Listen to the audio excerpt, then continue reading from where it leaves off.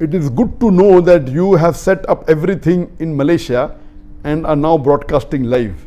Millions are benefiting from these live shows. Please do continue even after Ramadan. There's a similar question. How is the relocation going in Malaysia? Did you reset up the post-production team there? A similar question from Shua from Dhaka, Bangladesh. Dr. Zakir Naik, you are my hero. You don't know how much I was missing you. And finally you came live.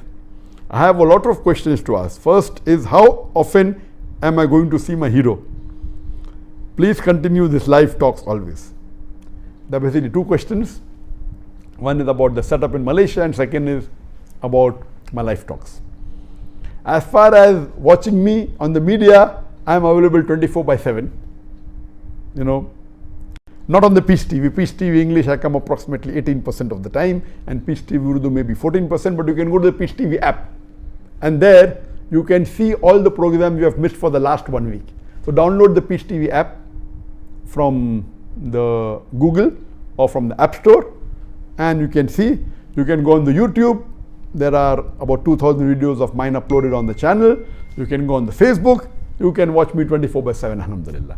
As far as the live sessions are concerned, we never had live sessions on Peace TV except for the lectures and the conferences, which was, you know, on average a few times in a year. But alhamdulillah, in this month of Ramadan, as you may be aware, I am twice a week live. That is 9 times in this month of Ramadan, alhamdulillah.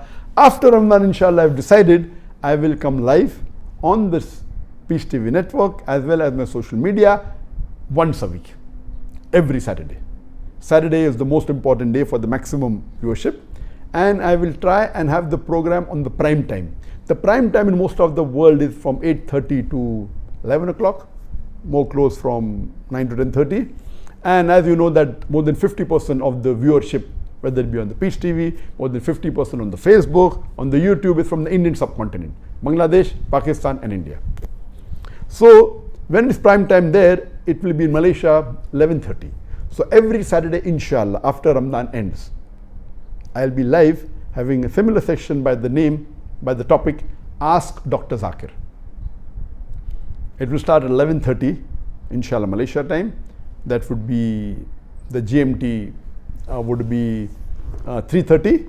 In Bangladesh, it will be 9:30, a prime time. In India, it would be 9 o'clock, again prime time. And Pakistan, 8:30, again prime time. But in Malaysia, it would be 11:30. And in Indonesia, where again we have a viewership, would be 8:30. And inshallah, it will be every Saturday. Maybe few times in a year, due to my busy schedule, we may have to avoid the live session. But inshallah, if Allah will continue throughout the year. Every Saturday, GMT 3:30 for 1.5 hours, Ask Dr. Zakir. And this would only contain question answer session. It will not have a talk in the start. It will have a question answer session exclusively, mainly questions asked on comparative religion, question asked by non-Muslims, question asked on science, on other aspects, on logical questions which the non-Muslims attack Islam with, so that the Muslims can continue doing their dawah and propagation. Regarding the second part of the question, that how did I set up in Malaysia and I've relocated and maybe now everything is set up and we have a big team here. Let me tell you that in Malaysia at present, I have only 2 full-time paid employees. As far as this setup is concerned, I am the director, I am the DOP, director of photography, I am the cameraman, I am the light man, I am the setting man. It is Allah subhanahu wa ta'ala who is helping me. And lastly, I am also the speaker. How we set up? I asked one of the staff to sit here and I go behind. And believe me, we have got no professional equipment. You'll be shocked to know that this program I'm recording is with my iPhone 11 Max Pro. The only equipment I purchased is the stand for my iPhone, which costs less than $50 and the microphone, which costs less than $25. That's it. There was a time a few years back in 2015 and 16, we had the best equipment of the world. We had 8K cameras, 4K cameras, film cameras. Each camera costing about $250,000, more than $1 million ringgit. More than approximately 2 crore Indian rupees and 4 crore Pakistan rupees, one camera. And we had 18 cameras, all of it now is in custody of the NIA of India. They illegally, they confiscated all the camera, which what is the camera got to do with the allegations against me?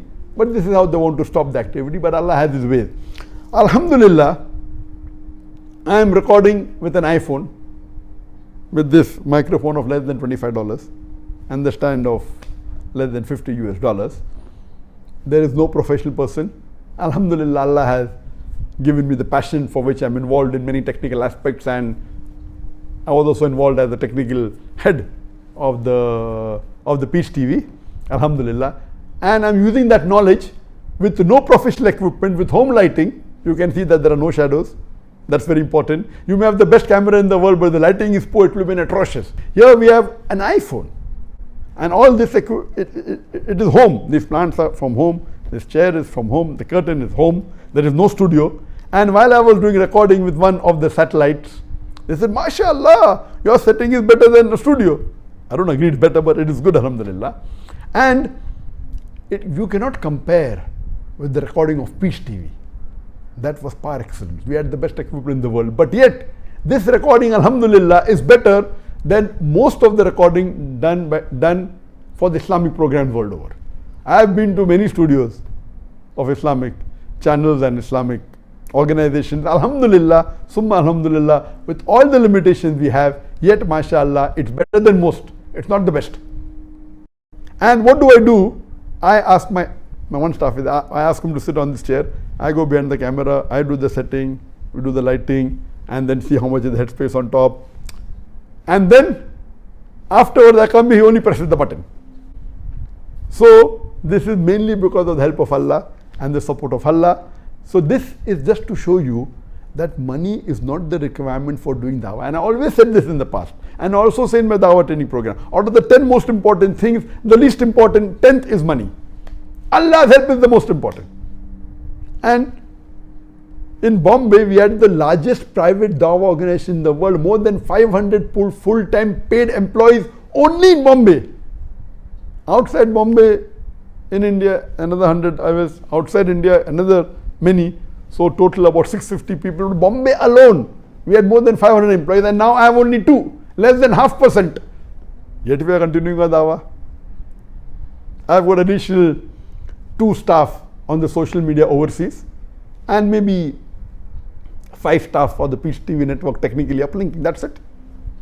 And yet we are continuing our dawah. We are reaching, mashallah, tens of millions, and we are increasing by Allah's help. So main thing required is Allah's help. We started an organization with $100 per month budget. $80, sorry, per month budget. With a $1,000 a year. And in a span of next several years, it became the largest and the biggest private dawah organization, alhamdulillah. So it's mainly Allah's help. And I believe that the help of Allah is increasing every day. The difficulties are there, but Allah has blessed me so much. As far as my personal life is concerned, it is becoming better every day. It is multiple times better than what it was in India. And Allah is helping us multiple times more. And even if we thank Allah billions of times, trillions of times, it will not be sufficient. It's hadha min fazli rabbi. It's only because of the grace of Allah subhanahu wa ta'ala.